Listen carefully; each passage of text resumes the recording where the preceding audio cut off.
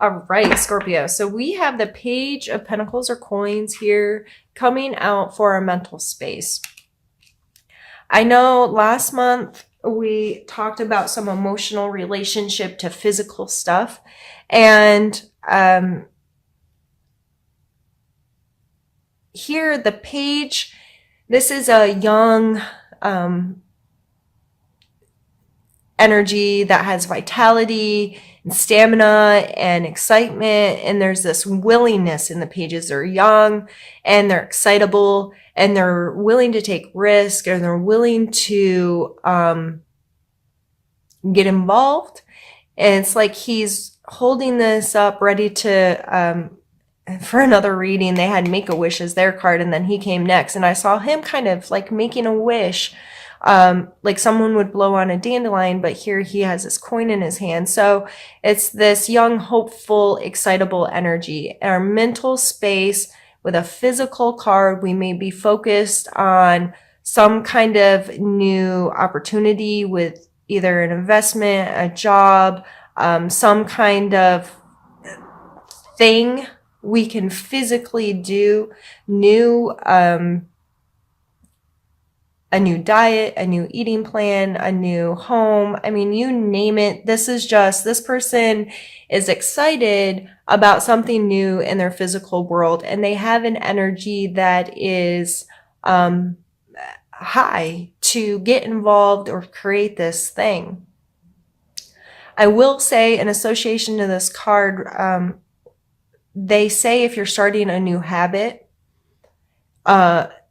during your birthday, that's better than most people do it at the beginning of the year, right?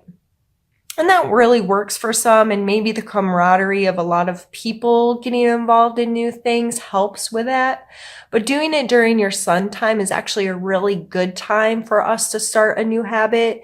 Around our birthday, that was, 38 years ago, I was 24 hours old.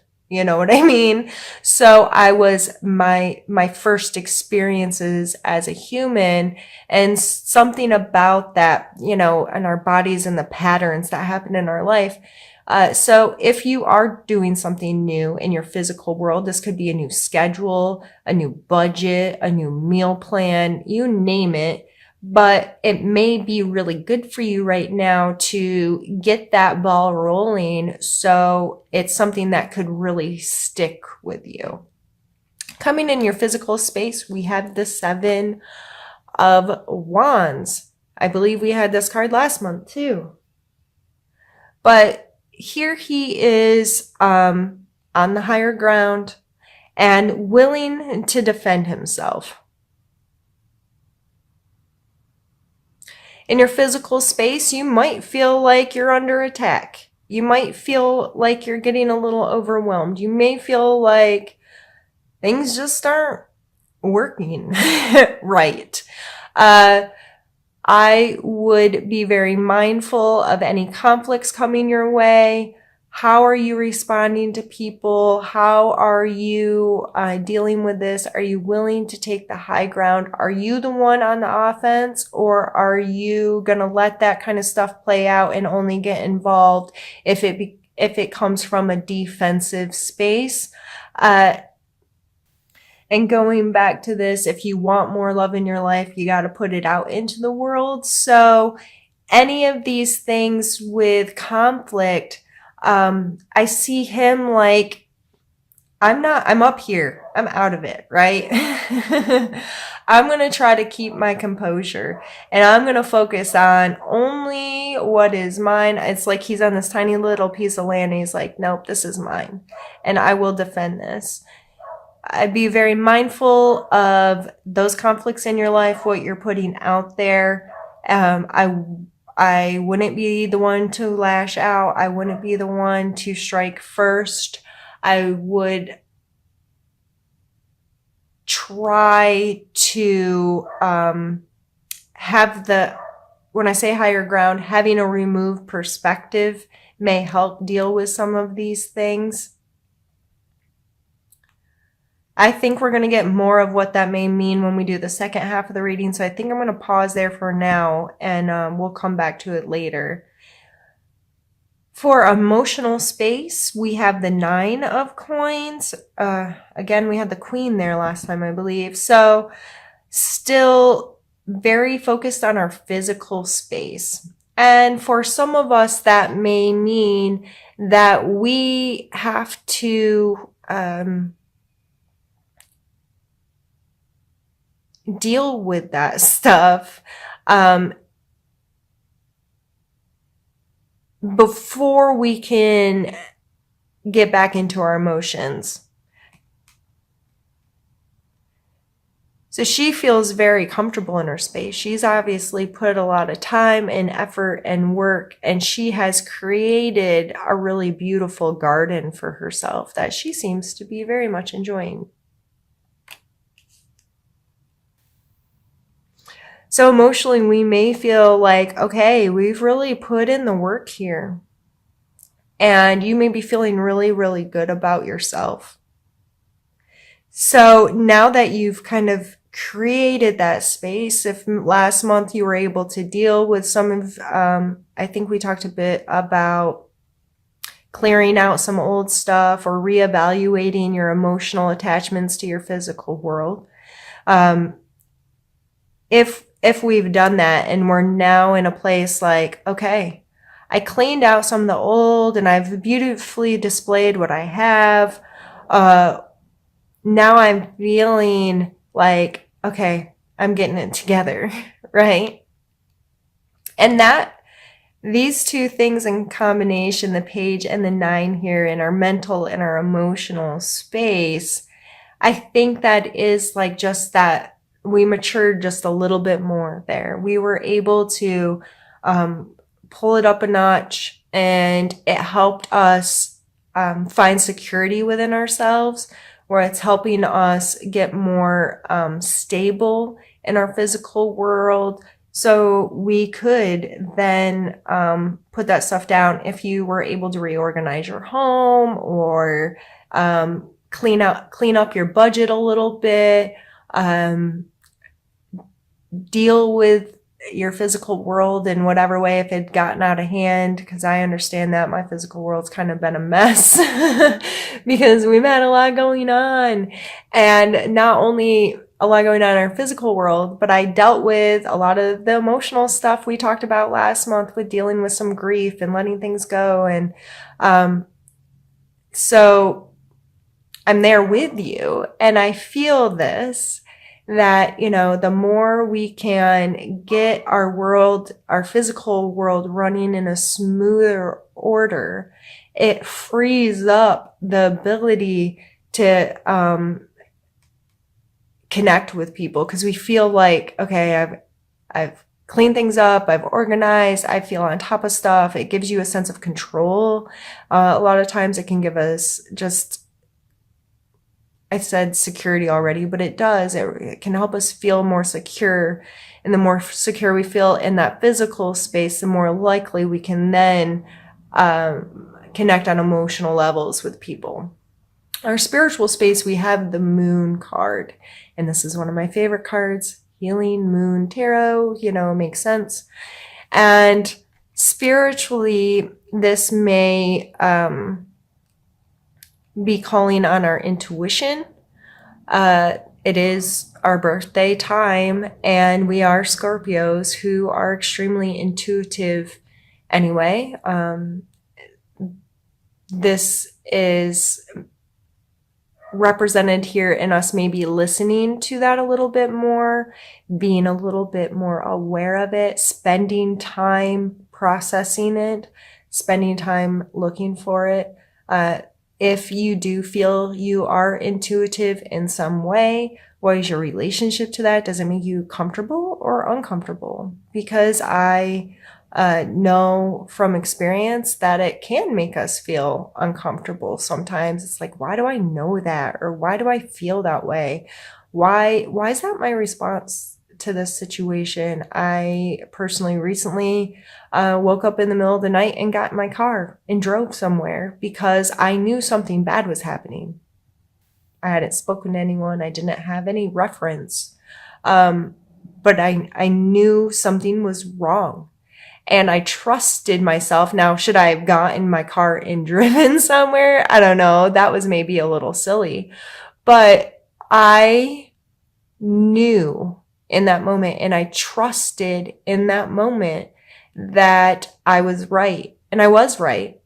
And it was uncomfortable and upsetting to an extent and whatever. And it caused me to have to deal with some stuff. But, I trusted for whatever reason that I woke up at, Lord knows, middle of the night, 3 something a.m.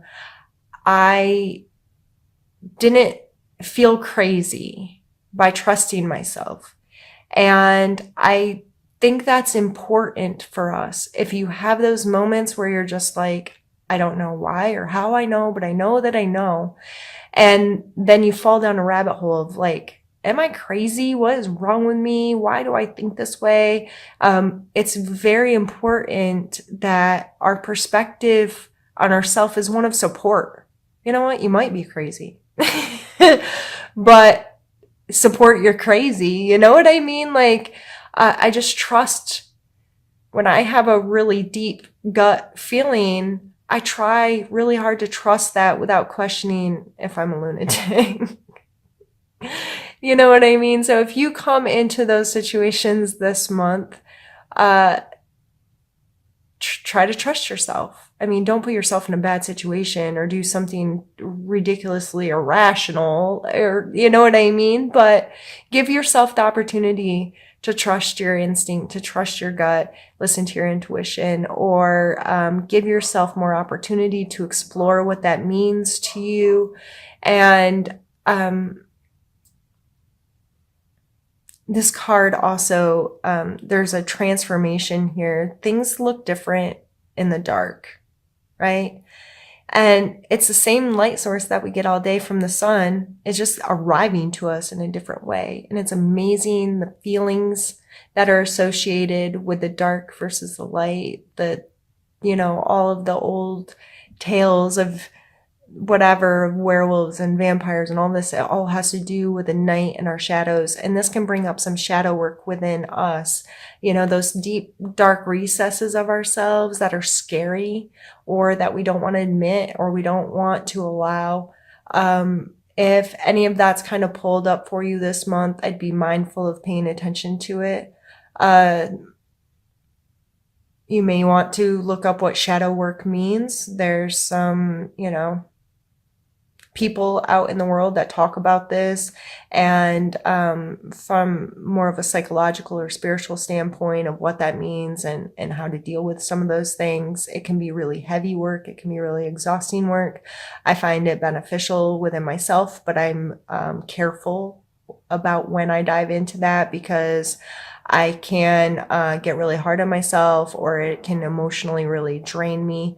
So if you're interested in any of that and you want some resources, you're welcome to reach out to me, and I will try to provide speakers or whatever that I've come across over my years of researching this kind of stuff that I would recommend for people. I think we're going to pause, move some stuff around, and get into the second part of this reading. This is hard for me, Scorpios, and I hope you don't mind, because all I want to do is do a reading for myself. And I try really hard to not, tell you all my stuff, because you probably don't care. No, I have made it very known that I associate with the Hermit card on a very deep level. And in general, the Hermit is all about taking, to me, it's about taking our experiences that we have in the world, all the thoughts, ideas, opinions, information in general that we soak up all day long from all the people and stuff that we do, and then allowing time to be alone. And understanding there's a difference between being alone and being lonely. I don't see the hermit as lonely. I see the hermit as someone who's able to be alone and who is able to digest the world, if you will, and come back to what aligns with him. He takes in all this information, weighs it all out, and is able to connect with who he is, how he feels about everything, what his perspective based on his experiences are. And so this coming for a challenge as someone who associates deeply with this card, and I feel a lot of my Scorpio friends do. We may just not be in a place this month where it's best for us to be there. You know what I mean? That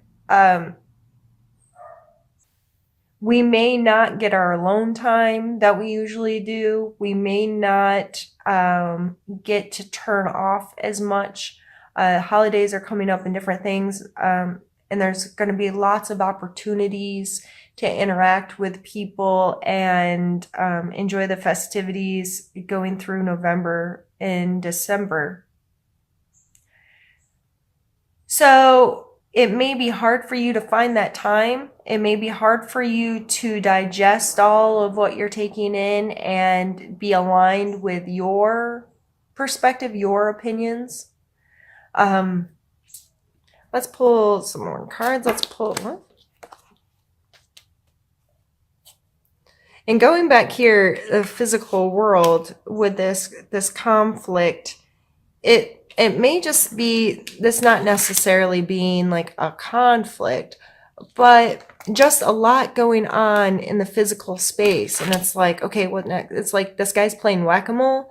I don't know why I just saw him like that, but there's just life gets busy. There's a lot of people, everybody's putting in their opinion. There's lots of ideas of what needs to be done.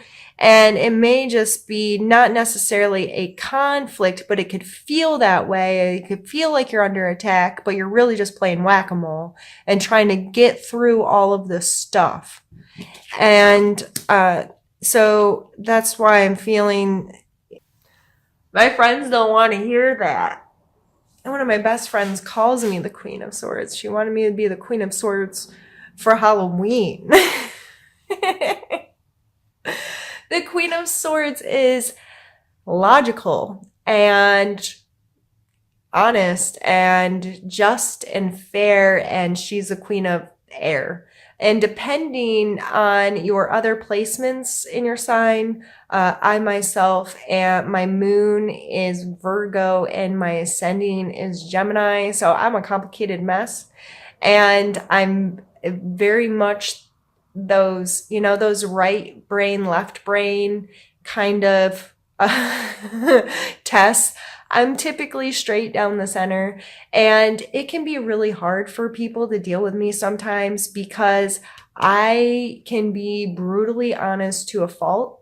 And because of my emotional awareness and how I tie things emotionally to everything and I recognize patterns, I can be very mean without meaning to be mean. It's like I know how to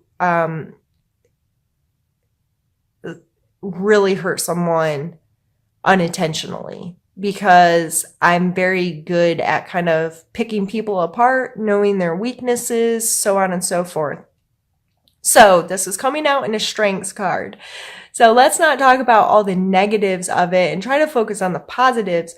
But I think it's important to know that energy can also be that way. So with the Queen of Swords coming out for a strength, this is calling on us to be logical. This is calling on us to be decisive. This is calling on us to be honest and fair and just.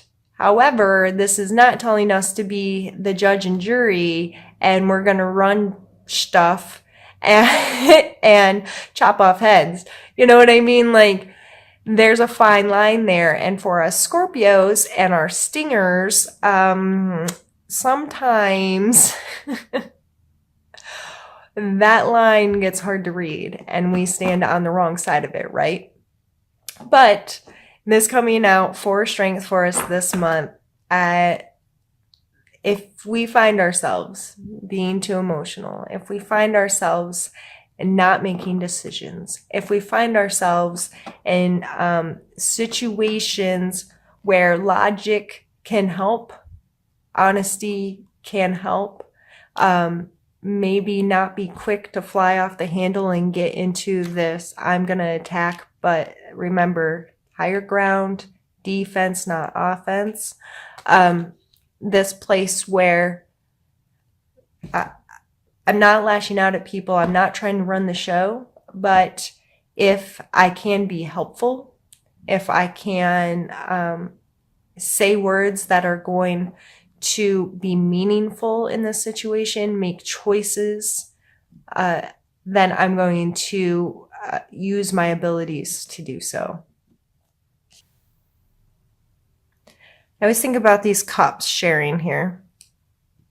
Since it is hearts and there's cups depicted, it's also associated with the cup cards, which we have another one here with a sword in the center. Again, logic, decisiveness, quick potential to say the right thing at the right time.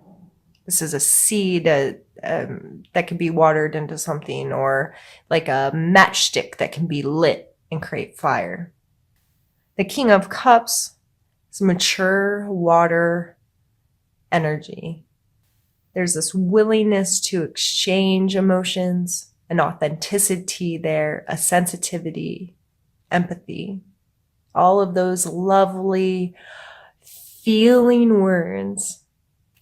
I feel like, and your need to know, with this queen coming out as a strength, and then the sword represented here between two emotional cards again, it is important for us to be both logical and emotional. And that proves itself over and over and over in our lives, Scorpio. I believe a lot of you can relate to that in this playing that game. We're smart when it comes to emotions. The reason why we are called intuitive has a lot to do with our pattern recognition when it comes to emotional states of people and how we read those things and how we can present ourselves to people based on what we know. I am very good at reading people. I can watch somebody for 10 minutes and know what parts of my personality that I need to emphasize to start a connection with that person. We went into some of that earlier, and flipping that switch and coming from a place that those people know we're willing, right? I think this really comes down to us being conscious about that, being logical and taking some control of that.